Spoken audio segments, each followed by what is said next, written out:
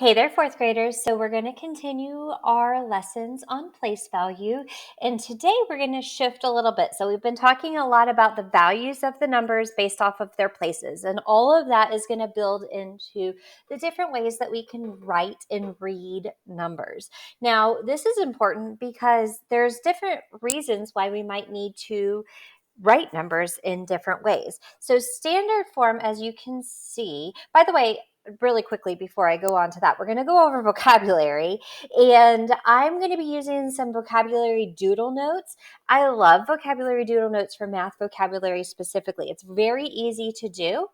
You can see right here, it has the word, the definition, and an example.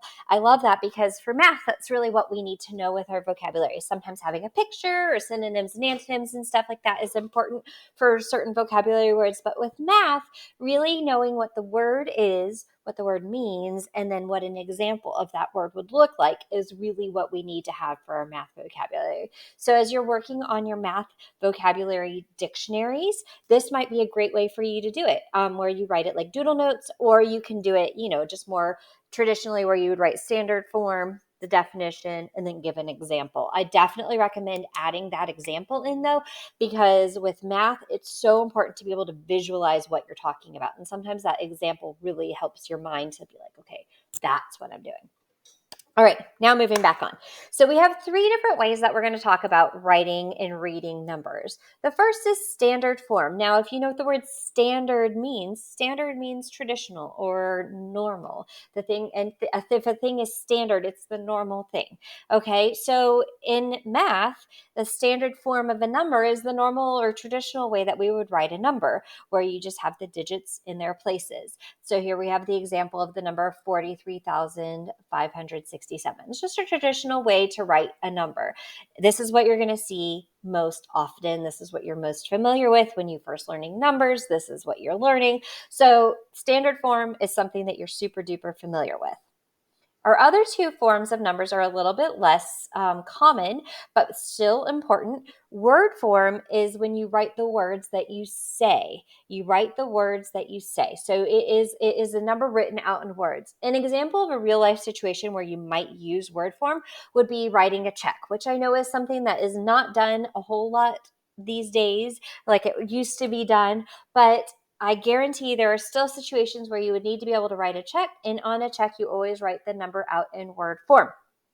So we're looking at our same number, 43,567. Now, this goes all the way back to that very first video that you guys watched with your math course where you learned about Number Valley and we practiced reading whole numbers, right? Where we broke them up into their different houses and we read each house, then you say the comma, and then you read the next house. Remember, we don't say the word and in the middle of a number. In math, and actually does mean something. We're going to get to that in term two. And means a decimal. So if you say the word and, it's that means in math that you would write a decimal there. And that changes the value of the number completely. So you don't want to say the word and. It's not 43,567.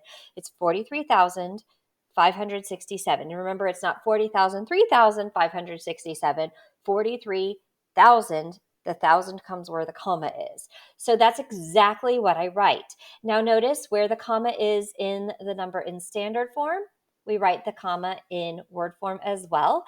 And there's also, you see this hyphen. The hyphen always comes between the tens place and the ones place of each house or each period. Okay, so in our thousands period, we have 43,000. That's the tens place and the ones place of that period. Right, so if we go back up here, if we blocked off the 567, here's our tens place and our ones place. So that hyphen comes in between the tens place and the ones place, 4367. Okay, so that's where that hyphen is. And then you can see the rest of the number. It's all just the words written out. These number words are words that you need to learn how to spell. Okay, so if you're not that great at spelling, that's okay. I was not that great at spelling when I was in school either, but number words are really important for you to be able to spell. So it's important that you're practicing that. All right. The last way that we would write a number, the last number form is called expanded form. Now, this is the one I would say trips students up the most. But it's really not that hard. Let's think really carefully. What have we been learning about? The value of the digits based on their place. Guess what expanded form is? You're writing the value of each digit based on its place. So we're really taking the whole number, and instead of just isolating one digit and saying, well, what's the value of this one digit in the number? We're looking at the value of every digit in the number. This expanded form really helps us to show we understand place value. We understand the value of digits based on their places. And this is the building block of math. Okay. So this may seem like, oh, Mrs. Long, I'm never going to have to use this. But I'm going to tell you right now, if you can understand this expanded form of a number, you have a really good foundation for everything that you're going to be doing in math, because this helps you to develop number sense. And number sense is really understanding numbers and not just looking at it as like a bunch of digits all glopped together, but really thinking about what each digit is worth and how each digit relates to the other digits in the number. That's what expanded form is all about. And like I said, it's the foundation of everything else you do in math. So like when you're building a house, the foundation is the most important part of your house, because the foundation is what your whole house is built upon. So if you don't have a foundation underneath your house and you just build a house and like, let's say it rains a whole lot, all of that soil underneath your house is going to start eroding away or washing away, and your house is going to fall down.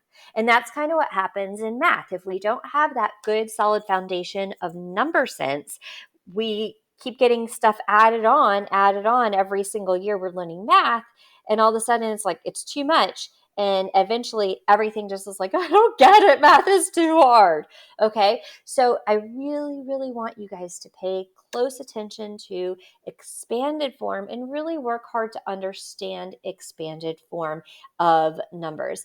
Now, because expanded form is so important, we're actually going to spend a whole nother lesson talking just about expanded form. So today we're going to look at all three forms of the numbers, but tomorrow we're really going to dive deep into expanded form of numbers so that you get it, so that you understand it. So if we're looking at our number, we're going to go all the way back up here, 40,000, actually, you know what? I'm going to make a copy of this and drag it down here so that we can look at it right next to the expanded form.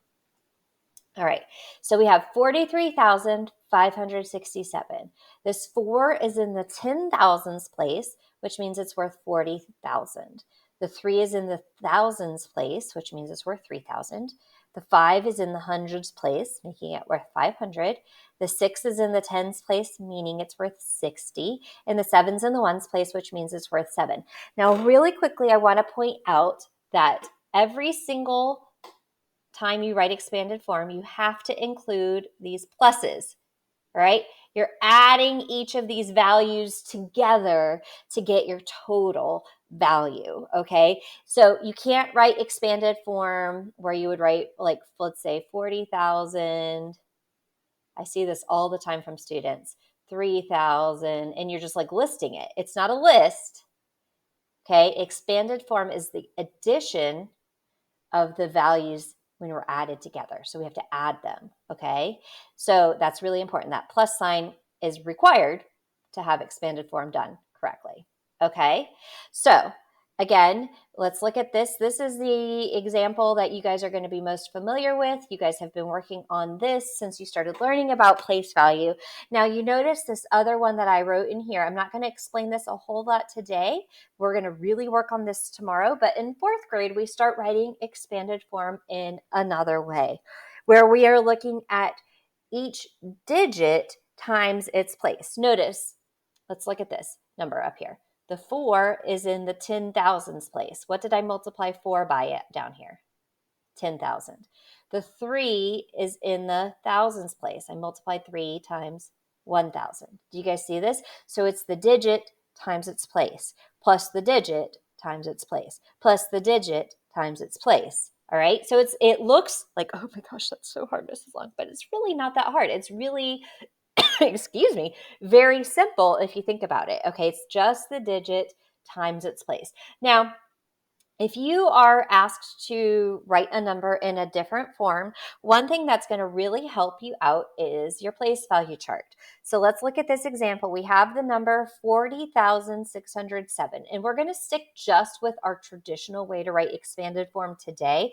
Like I said, tomorrow in our next lesson, we're really going to dive deeper into expanded form and look at the different ways that we might see expanded form represented. But today I want to stick with our traditional way to write expanded form, just the value of each digit added together. Okay, sorry, my nose is itchy all of a sudden. All right, so let's take a look at this. I've written a number in standard form on the place value chart, so you can see where each digit falls. Now, where I see students get mixed up is when we have zeros. Right? Zeros are digits, but remember, if there are 0 thousands, that means that there are no thousands. Okay. If I were building this number with place value blocks, I wouldn't be putting a thousands block there because there are no thousands. There are no tens. I wouldn't be putting any tens sticks in because there are no tens. Okay. So that's really important. The zero has to be there. I can't ignore the zero, right? We talked about that in a couple lessons ago when we said, well, we can't just remove digits out of a number because that changes the places of the other digits, right? We can't just have a blank space. We have to have a digit in every single spot. But if there's not any of that represented, we write the digit 0. Okay. So if I look at the word form, well, this 4 in the 10,000s place means 40 thousands, 4 10,000s or 40 thousands. Because there are no thousands, I don't have to write 0 thousands. If there's a 0, you just leave it blank. Nice, right? Like, oh, good, that's less that I have to write. Remember, then I also still would write my comma right here. The comma stays in the same place. Okay, there's 600, so I write 600 in words. There's 0 tens, I don't write 0 tens. All right, and then 7 ones. So if I were reading this number right here, 40,607. I don't say 40,000, 0 thousands, 600, 0 tens, 7. Like, that's not how you read a number, right? So think about how you read the number. Oh my word, my nose is so itchy. I'm so sorry, guys. And the same thing with expanded form. So expanded form, I like this right here because it helps you to see each of the things that you're adding together. The 4 is in the 10,000, so that's worth 40,000. Okay, remember there's nothing here, so you don't have to write plus 0. You just leave it out. Okay, 600. So there we have our 600. Nothing here, so we don't have to write anything. And then 7. So we write our 7. So 40,000. Again, notice the plus signs. The plus signs have to be there for expanded form. Super duper important, guys. Okay. So if you're having a hard time with this, look what we drew. A place value chart for everything we're doing with place value. If you're having a hard time, draw it onto a place value chart. I want you to get so familiar and quick with drawing place value charts that it's just like, oh yeah, let me draw that into a quick place value chart. 100 tens ones, thousands periods ones periods, 100 tens ones. Okay, it's the same. That's why I started our lessons off with the number valley story, because you're going to be drawing those place value charts a lot. If you need them, I want you to draw them. Don't just be like, oh, this is too hard, I don't get it. Draw a place value chart. So important. All right, today you're going to be practicing writing numbers in expanded, standard, and word form. All right, I'm going to give you like a number in word form, and I want you to write it in the other two forms. So basically, you're just going to be practicing taking numbers from one form, translating it into another form. Really quickly, I want to show you a quick example of something. If I have a number that's written in expanded form and I have to change it to the other forms. All right, so I'm just going to do 40,000 plus 3,000 plus 60 plus 1. Okay, I'm not just going to go 4, 3, 6, 1. I have to really think about what this is. This is 40,000. Remember, let's draw our place value charts. All right, here's my thousands period. It has to have hundreds, tens, ones. Okay, comma, and then my ones period with my hundreds, tens, ones. Remember, we can't have any blank spaces once we start writing the numbers. So 40,000 is 4 10,000s. That goes there. 3,000 is 3 1,000s. 60 is 6 tens, and 1 is 1 1, right? But what about this? What do I do if there are no hundreds? Think about it. What do I do if there are no hundreds? Do I just leave it blank? No, we can't have blank spaces. I just said that earlier. We can't have blank spaces. So in this case, I'm going to fill the blank space with a 0. Now, this one is also blank, right? There are no hundreds in the 10,000s period either, but that's okay. If we don't have to put zeros, you don't put zeros at the beginning of numbers, right? If there's no 100,000s, it starts in the 10,000s. That's okay. All right. But now that we've started, we can't leave a blank space in the middle of the number. So any blank spaces get filled with a 0. So if I had just dropped the digits, if I had just said 4361, I would have said that the number is 4,361. But you can see that's not correct. The number is 43,061. And because I wrote my place value chart, that was easy to see. Without writing the place value chart, I probably would have written it in the wrong way. So draw the place value charts. Draw the place value charts. If you say, Mrs. Long, I don't get it, I'm going to say, are you drawing the place value charts? And if you say no, that's where you're going to start. Draw the place value chart first. You saw how quick that was. I just draw the 3 boxes across, label it hundreds, tens, 1. If it is in the thousands, I just put the comma and then do the same thing again, hundreds, tens, ones. Okay?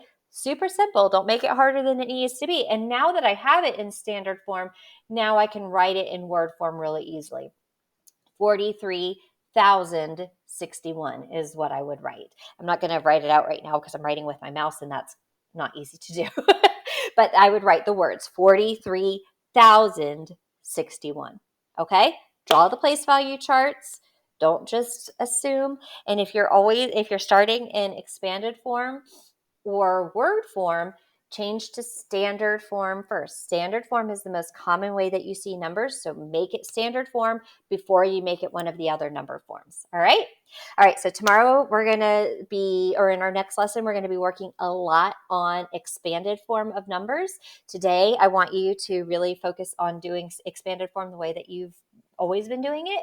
And remember that plus sign is important. If you leave the plus sign out, it's wrong. Okay? If you leave the plus sign out, it's wrong. So make sure you have your plus sign. All right. I will see you back in your next lesson. Have a great day, guys. Bye.